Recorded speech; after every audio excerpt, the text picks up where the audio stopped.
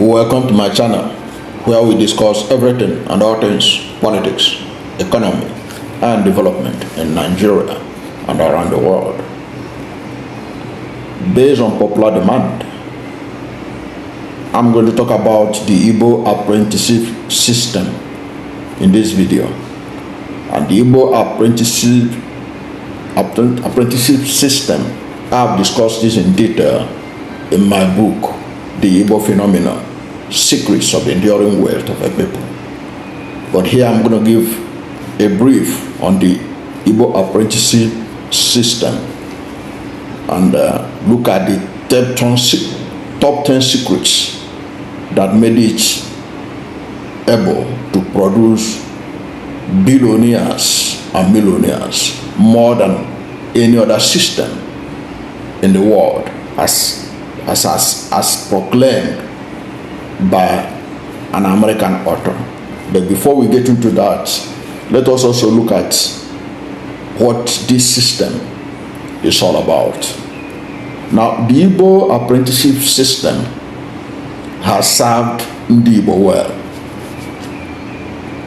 It accelerated the social and economic recovery of the Igbos after the Civil War, especially after the promised no victor, no vanquished proclamation of the victorious federal government of Nigeria under General Yakubu Gowon was found out to be a mere slogan, as indeed there was a victor and there was the vanquished. This is also evident to this day. So the no victor, no vanquished proclamation of Gowon after the war was a ruse. It doesn't exist. Now, let us compare the Germany after the Second World War and the Igbo after the Civil War.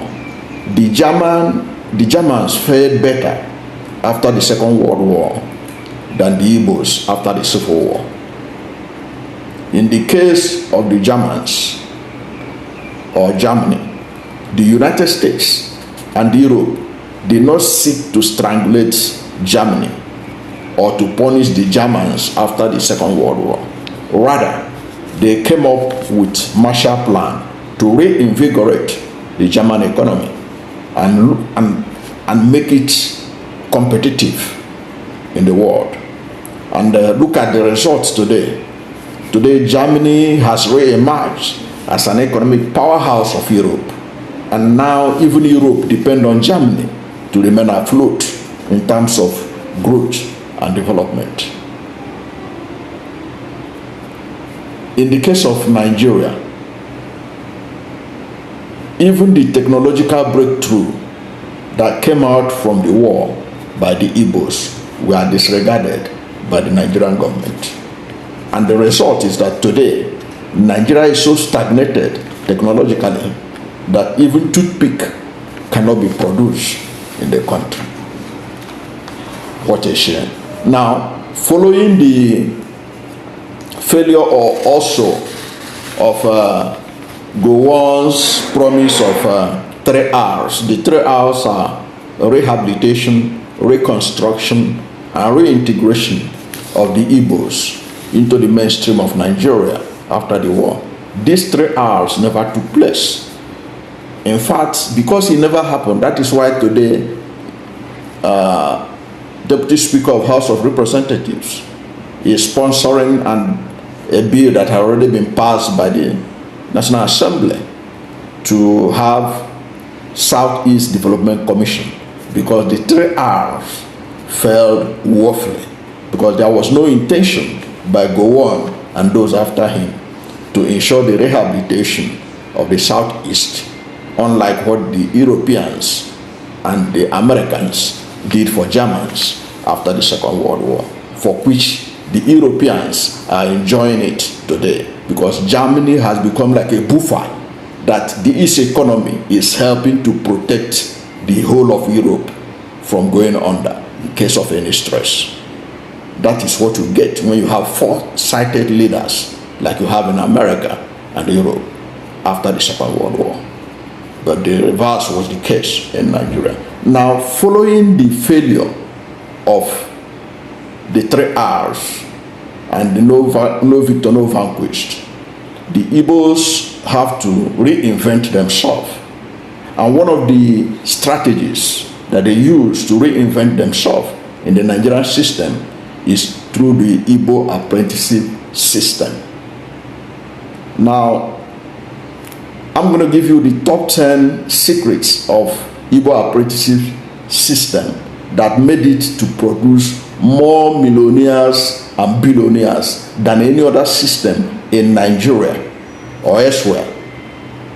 This I'm telling you authoritatively, because even American journalist and author Robert Neuwirth has said it, that the Igbo Apprenticeship system is the largest business incubator in the world. Now let's go and look at the reason why this system is so successful and has produced so many millionaires and billionaires in Nigeria. And who are, some of them are no longer even in Nigeria, some of them are in Ivory Coast, some are in Ghana, some are in so many other places around the world. Now, number 1, catch them young culture of the apprenticeship system. Now, one of the secrets of success of the Igbos in business is that they start to learn about business or buying and selling at the early age. The system involves mostly boys in their early teens or early 20s. So because of that, because they catch them young, these people began to learn business at early age. They begin to understand how business works from early age. So it becomes part of their life, part of their specialization, part of their culture. Okay, because what you started to do at such an early age, it's just like the Bible talk about teach a child what to do when he's small. When he grow up, he will not depart from it. It's exactly that kind of thing that you see happening, because they are the Igbo business men. They were caught at their early age. In their teens, they began to learn business. So starting early in business is one of the secrets of their success. Even if you read about Warren Buffett, one of the richest men in the world, you find out that Warren Buffett started business early. You can go and read his biography. He started business early. So he grew up with early business ideas. So that is what the Igbo apprenticeship system brings on board to the young men and women who have participated in it. They are young, they are ready to learn, and it helps a lot when you are young and ready to learn. You can look at someone like Koscharis Madoka, and you discover that Koscharis Madoka has started very early, and today he is a master in his business because he started early. That's part of the secrets of success of the Igbos in the apprenticeship system. Then number 2 secret that made them so successful is specialization. One of the secrets of Igbo success in business, and in fact in other areas of human endeavor, is specialization. The Igbo trader is not the jack of all trade and master of none. He believes in specialization. The Igbo who wants to be a motor parts trader concentrate only on that. That is why you see many Igbos who have been trading only on motor spare parts, electronics, electricity equipment, pharmaceutical, building materials, second-hand clothing, laboratory and hospital equipment, supermarket, patient's medicine store, hotels, etc., what have you. There is benefit in the concentration of thought and energy on one area of specialization, as it leads to success on that line of trade. So through specialization, they are able to make success, because you can't be the jack of all trade. Through specialization, the Igbos are able to provide their target market with superior value proposition over the businesses that generalize on a related field. That is why today, as I talk to you, it is difficult for you to see an Igbo businessman who passed through the Igbo Apprenticeship system, who learned how to sell motor spare parts, selling medical drugs, or electrical accessories, or building materials. This specialization has become ingrained in them that even some communities in Igbo land are known for their specialization in particular trades. For example, Nnewi is known for motor and motorcycle spare parts. Idato is known for sale of pharmaceuticals. Oka is known for iron fabrications. Abreba is known for second-hand clothing. Aba is known for shoes, tailoring, and machine fabrications, among others. So the advice is that if you want to succeed in business, specialize in a particular business. Do not be jack of all trade. So the Igbo apprenticeship system train young men and women not to be jack of all trade. It makes them to specialize, to have specialization.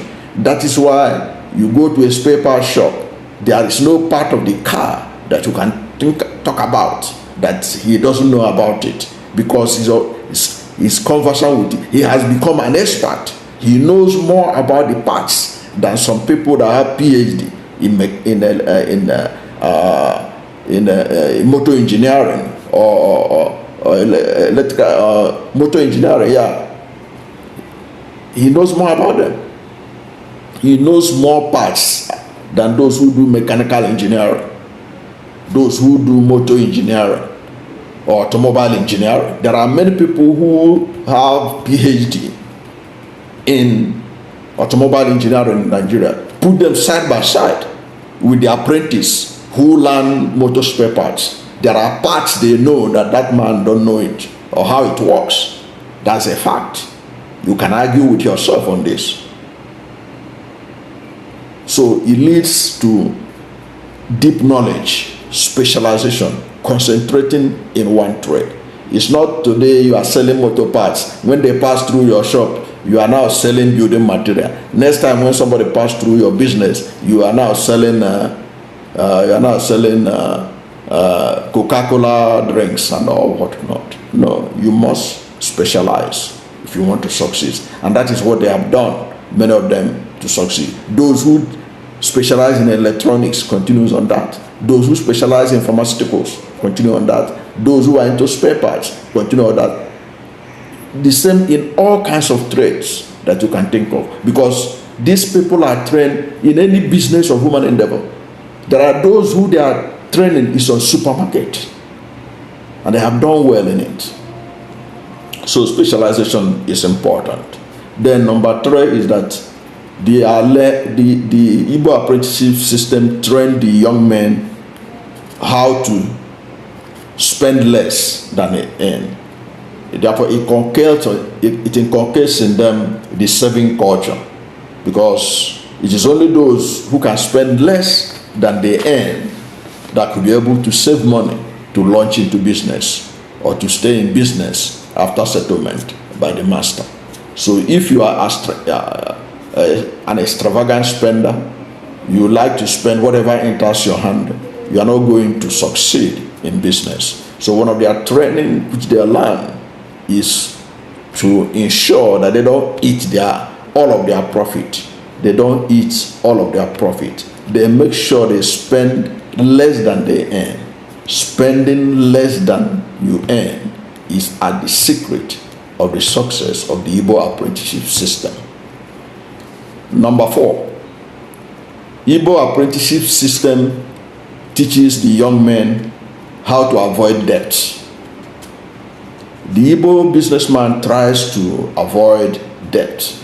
That is why it is difficult to find an Igbo who started business with borrowed money from banks or other financial institutions. The Igbo apprenticeship system provides seed money to start business without borrowing. However, when they have no money to start business because the oga or the master failed to settle the apprentices after their years of apprenticeship due to one reason or the other, they would rather borrow from families and friends than the banks. That is why when an Igbo businessman is successful, he is standing on solid ground without fear of bank debts. So never borrow money to start small business. That is the lesson to learn from the Igbo apprenticeship system. Don't borrow money from bank to start small business. If you want to succeed in business, learn from the Igbo apprenticeship system. Do not start small business with borrowed money from bank. You will fail. Most have failed. If you go and look at the history of failed small businesses around the world, it is borrowed money from commercial banks that fail their business. But that doesn't mean that when you want to grow, perhaps when you have now grown to the level when you are sure of being able to expand, that you can go to the bank and borrow more. But the truth of the matter remains, the Igbo apprenticeship system does not encourage borrowing money to start business. That is why the oga has to settle the boy, okay? Because there is a need to avoid going to the commercial bank to go and borrow money. It is dangerous for a small business. Now, number 5 reason that when they are very successful is frugality. Now, closely related to culture of saving is frugality. The Igbo apprenticeship system teaches frugality. Frugality is the quality or state of being frugal or careful in management of material resources and money. You must learn, and they are taught to be frugal, not to be extravagant, not to be showy. Many of the Igbos you see today on social media showing off, many of them didn't pass through the apprenticeship system, because if they do, they will not be that showy. If you look at, just take a look at someone like the Koschari's founder, Madoka. Look at his lifestyle. That typifies a product of the Igbo apprenticeship system. Frugality is the watchword. So, and this frugality, the Igbos are legendary for it. The Igbos are legendary for frugality. It is this day that you see a lot of people on social media being extravagant, showing extravagant lifestyle. But traditionally, the Igbo apprenticeship system teaches frugality. It teaches a businessman that you can be sitting on top of billions and be dressing up with a cloth that costs only 1,000 naira, 500 naira. It doesn't really matter. The important thing is the business, frugality in lifestyle and everything, to make sure that the business grows. And that is an attribute that is not only applicable to the Igbos, it's also applicable to the Jews and others who have been successful in business. Number 6 is constant reinvestment of profit. Now, the system, the Igbo apprenticeship system, taught Igbo young men to know that businesses can only grow through reinvestment and not by eating everything that comes into the business. That is why, because of this reinvestment, the apprentice can start small. He can start small. He may have small shop. He couldn't even fill it with goods. He will go to other people's shop to go and get goods that he does not have to give the customer. Of course, which he finds very frustrating. But the only way to overcome this handicap is to constantly reinvest, and they know it. That is why the Igbo business apprentice that was just settled this year, you see him, he couldn't get shop in the main street. He got shop at the back street and be running around to go and get what people need, customers need from other people's shop. Just give him a little time. You will see that he will move from the back street to the main street and begin to compete with the big boys. That is what you get from constant reinvestment of profit instead of spending it and enjoying yourself for the moment. Number 7 is persistence, resilience, and hard work. The Igbo apprenticeship system teaches hard work, persistence, and resilience to the young apprentice. You know, at the early beginning of the apprenticeship system, he is subjected to do so many other things. He may be washing the madam's clothes, he may be washing the oga's clothes, he will be sleeping in the shop, he will be the early riser before the competitors open shop, because he is already sleeping in the shop. He will open before any other person.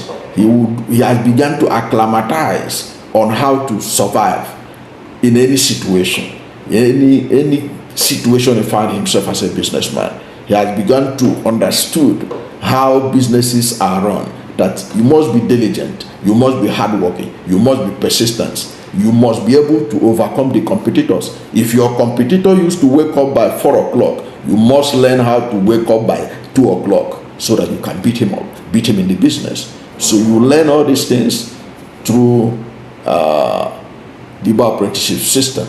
And by doing it, because already you are compelled to do it, you are the one that sleeps in the shop. You are among those that sleep in the shop. So you wake up early, you sweep the shop, you arrange everything. Before the oga comes to the shop, everything is in order. You learn all these things. You begin to, as time goes on, you begin to go outside the states to go and buy things and bring it. You begin to even go outside the country, as the case may be. All these are lessons that you learn through the Igbo apprenticeship system. So, and you also learn that business, you can fail in business. But when you fail, you must dust yourself up. You cannot stay down forever. You must dust yourself up. That's one of the lessons they have learned. One of the lessons they have learned is to know that when your business fails, that is not the end of life. You dust yourself up and start all over again until you succeed. Because let's face the fact, business is a risky venture and not for the faint-hearted. So while the expected profits are alluring, failures have sent many to their early grave. So those who make it are those who are ready to fail and fail again and still continue till success is achieved. That is one of the things that the Igbo apprenticeship system has brought into business management in Nigeria, which anybody that learns it will also succeed like they have done. The Igbo businessman is not trained to think that or hoping to fail. They are trained to have a successful mindset. They are trained to follow the footsteps of those who are successful. So, but if they fail, they are made to understand that that is not the end of the road. They dust themselves up. They must be persistent. They must be continuous in that journey to business success.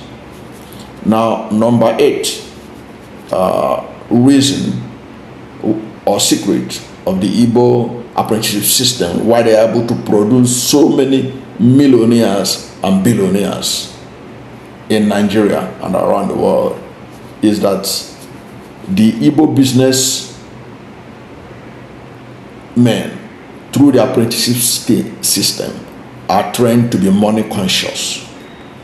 Now, money consciousness is one of the most misunderstood concepts in wealth creation and sustainability.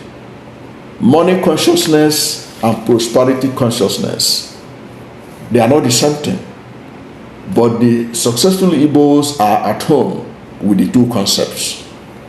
Prosperity consciousness is a focus on becoming prosperous, while money consciousness means becoming a person who is aware of financial implications inherent in their daily activities. Now, as a result of the money consciousness of the Igbos, or the Igbos that have passed through the Igbo Apprenticeship system, many of their countrymen in Nigeria see the Igbos as loving money too much. So it's a common refrain for you to hear that Igbos do like money. But the Igbos are not the only people that love money or that likes money. But the Igbos are money conscious. They understand the value of consciousness of money. It means that your money should be able to work for you. Your money should be able to can send your money on an errand to do something. So money is not just an ordinary paper. Money is a spirit. Money is sent on a message. It's sent on errand. You don't spend it anyhow. You must be able to spend it purposefully. That is what some people think, that Igbos love money too much. But I know that there's nobody who doesn't love money. And you know, the Bible also talks about the love of money is the root of all evil. It's the love of money. But money consciousness doesn't mean the love of money. It is being conscious of what money can do. You can give two people 5,000 naira today. If somebody you get 5,000, the two of them, somebody may be thinking of the next bottle of beer he's going to buy. Somebody is thinking about, what can this money generate? How do I multiply this money? That is what is called money consciousness. So the Igbo Apprenticeship system teaches money consciousness. Then number 9, business-oriented mindset. The Igbos have business-oriented mindset. They can see business opportunities where many have not seen it. That is why they are found in the remotest parts of Nigeria and the remotest parts of the world, because they are able to spot opportunities that others have not been able to spot. So one of the things that people learn from Igbo Apprenticeship system is that you have business mindset. It means you are seeing opportunity everywhere. As you are walking the streets, you are seeing opportunities all over you. That is because you are trained to have a business mindset. You are trained to see opportunities.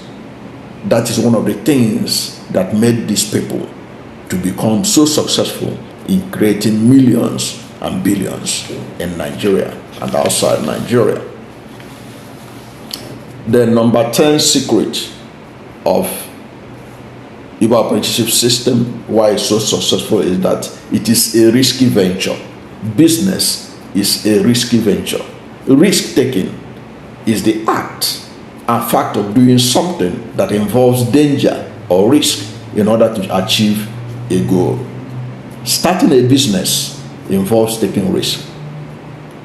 So some of the risks that Igbo Apprenticeship system or the Igbo Apprentice, some of the risks they take, not many people can afford to take it. For example, when you want to become a businessman through the Igbo Apprenticeship system, it means one, you have, instead of hoping to go and be a 7 to 4 p.m. or 5 p.m. worker earning salary, you have abandoned that luxury, because it is an easy life to work from 7 a.m. to 5 p.m.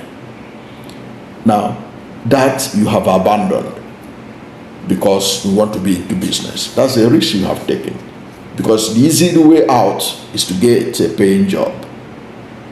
So for you to agree to go into business, you have taken a risk. You are taking a risk. You could have chosen to go to school, get a degree, and then look for a job, which is the traditional thing that is done all over the world.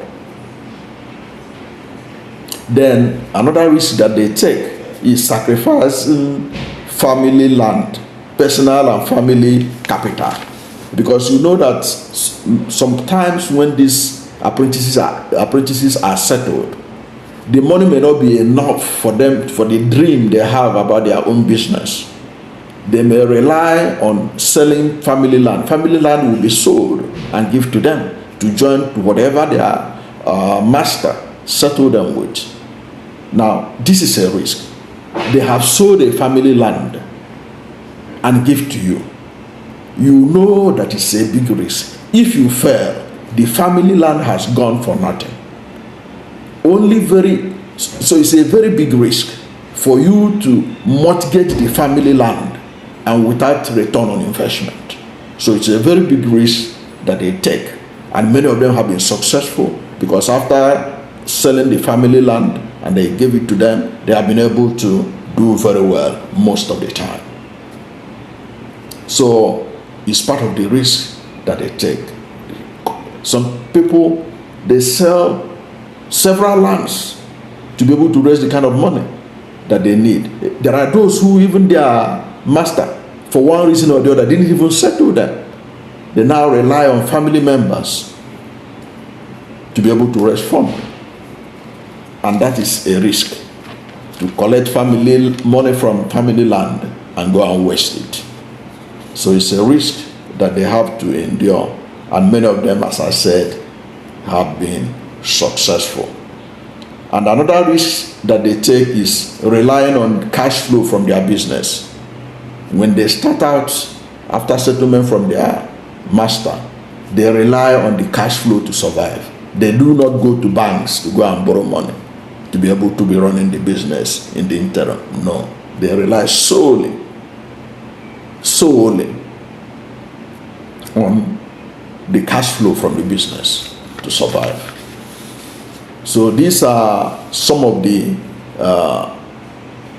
secrets that has made the Igbo apprenticeship system the success that it is today in Nigeria, and that made it the best empowerment of mankind in the world today.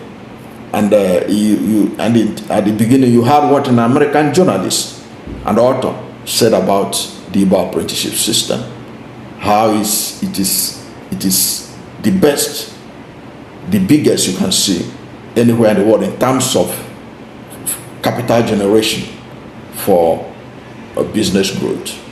So it is a system that has served the Igbos well, and it can also serve the rest of African continent well, because the Igbos don't have monopoly of application of it, but are other people ready to learn from it?